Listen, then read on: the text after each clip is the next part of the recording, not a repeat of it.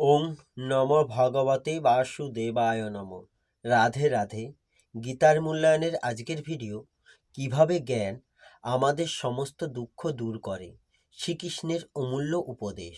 শ্রীমদ্ ভগবদ্ গীতার ৪র্থ অধ্যায়ের জ্ঞানযোগের ৩৬ নম্বর শ্লোক থেকে জানব।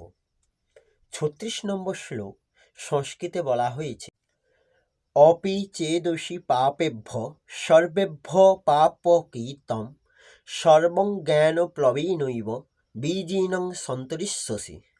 এর অনুবাদ হল, তুমি যদি সমস্ত পাপীদের থেকেও পাপিষ্ঠ বলে গণ্য হয়ে থাকো, তাহলেও এই জ্ঞানরূপ তরণীতে আরোহণ করে তুমি দুঃখের সমুদ্র পার হতে পারবে।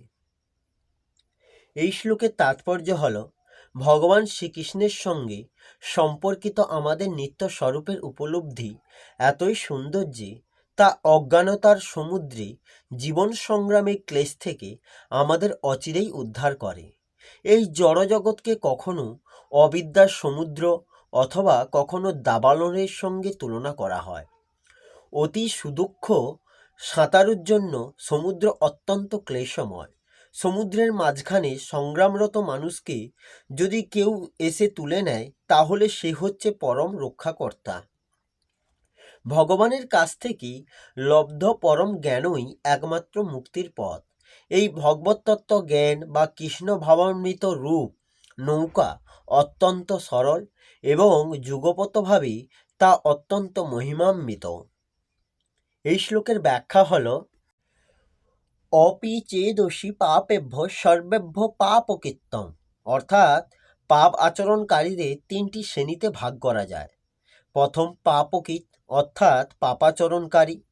দ্বিতীয় হচ্ছে পাপকৃত্তর, অর্থাৎ দুজন পাপীর মধ্যে একজনের থেকে বেশি পাপাচরণকারী। তৃতীয় হচ্ছে পাপকৃত্তম, অর্থাৎ সকল পাপীর মধ্যে সবথেকে বেশি পাপাচরণকারী। এখানে পাপকৃত্তম পদের প্রয়োগ করে ভগবান বলেছেন যে, তুমি যদি সমস্ত পাপীদের মধ্যেও সবচেয়ে বেশি পাপকারী হও, তাহলে তত্ত্বজ্ঞানের সাহায্যে তুমি সমস্ত পাপ হতে উদ্ধার পেতে সক্ষম। ভগবানের এই কথাটি অত্যন্ত আশ্বাসপ্রদ। তাৎপর্য হলো এই যে, যে ব্যক্তি পাপ কাজ ত্যাগ করে সাধনে ব্যবহৃত হয়েছে, তার তো কথাই নেই।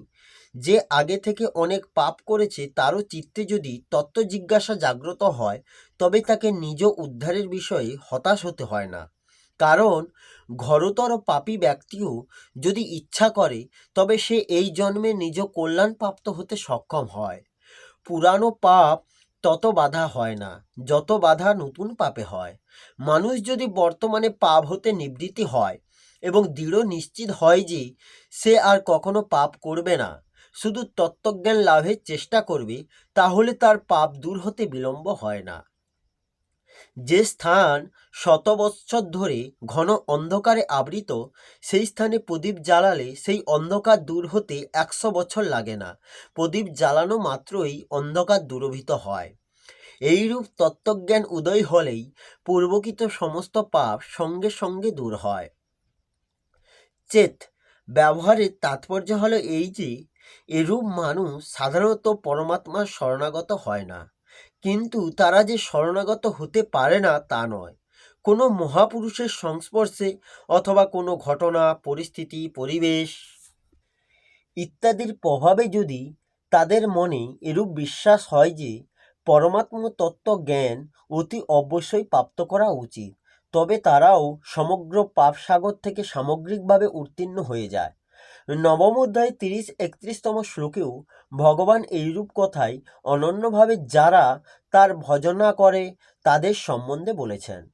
তিনি বলেছেন যে অত্যন্ত দুরাচারী ব্যক্তিও যদি স্থির করে যে এবার সে ভগবানেরই সাধনা করবে, তাহলে তারও অত্যন্ত শীঘ্র কল্যাণ লাভ হয়।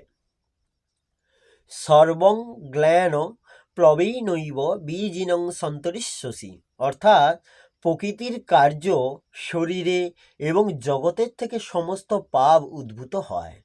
তত্ত্বজ্ঞান হলে যখন এই সব পাপ থেকে সর্বতভাবে সম্পর্ক বিচ্ছেদ হয়, তখন আর পাপ কি করে থাকবে। মূলাভাবে কুত শাখা। পরমাত্মার স্বতঃসিদ্ধ জ্ঞানকে নৌকার সঙ্গে তুলনা করে জ্ঞানপ্লব অর্থাৎ জ্ঞানরূপ নৌকার প্রাপ্তি বলা হয়েছে। মানুষ যতই পাপী হয়ে থাকুক না কেন, জ্ঞানরূপ নৌকার সাহায্যে সে এই পাপরূপ সাগরকে নিরাপদে পার হয়ে যায়। জ্ঞানরূপ ওই নৌকা কখনো ফুটো হয় না বা ভেঙেও যায় না, এটি কখনো ডুবেও না। এই নৌকাই মানুষকে পাপসাগর পার করায়। জ্ঞানযজ্ঞ দ্বারাই এই জ্ঞানরূপ নৌকা লাভ করা যায়। জ্ঞানযজ্ঞের শুরু থেকেই বিবেক তার সঙ্গে থাকে এবং তত্ত্বজ্ঞানে এটি পূর্ণতা লাভ করে। পূর্ণতা প্রাপ্ত হলে আর লেশমাত্র পাপ থাকে না। এই শ্লোকে পরিশিষ্টভাবে বলা হয়েছে, ভগবান এই স্থানে পাপেভ্য সর্বেভ্য পাপকৃত্যম পদের সাহায্যে পাপীর অন্তিম সীমা জানাচ্ছেন। পাপেভ্য পদটি বহুবচন হওয়ায় যদিও এই সমগ্র পাপীর বাচক, তা সত্ত্বেও ভগবান এখানে সর্বেভ্য পদটি ব্যবহার করেছেন। সর্বেভ্য পদটিও সম্পূর্ণতারই বাচক। এই দুটি পদ ব্যবহার করার পরেও ভগবান পাপ ও কীর্তন পদটি ব্যবহার করেছেন, যা অতিশয়তার বাচক। শব্দটি প্রথমে পাপকৃত, পরে পাপকৃত্তর আর তারপরে পাপকৃত্তম হয়। এর থেকে অর্থ দাঁড়ায় যে সমস্ত জগতে যত পাপী থাকতে পারে, সেই সব পাপীর থেকেও যে অধিক পাপী সেও জ্ঞান লাভ করতে সক্ষম। কেননা পাপ যতই হোক, তার অসৎ আর জ্ঞান হলো সৎ। সতের সামনে অসৎ থাকতে পারে না। পাপ অপবিত্র, কিন্তু জ্ঞান পরম পবিত্র। অপবিত্র বস্তু কি করে পবিত্র বস্তুকে রোধ করবে? সুতরাং পাপ কখনো জ্ঞানকে রুদ্ধ করতে সক্ষম হয় না। জ্ঞান প্রাপ্তির প্রধান প্রতিবন্ধক হল বিনাশীল সুখের আসক্তি।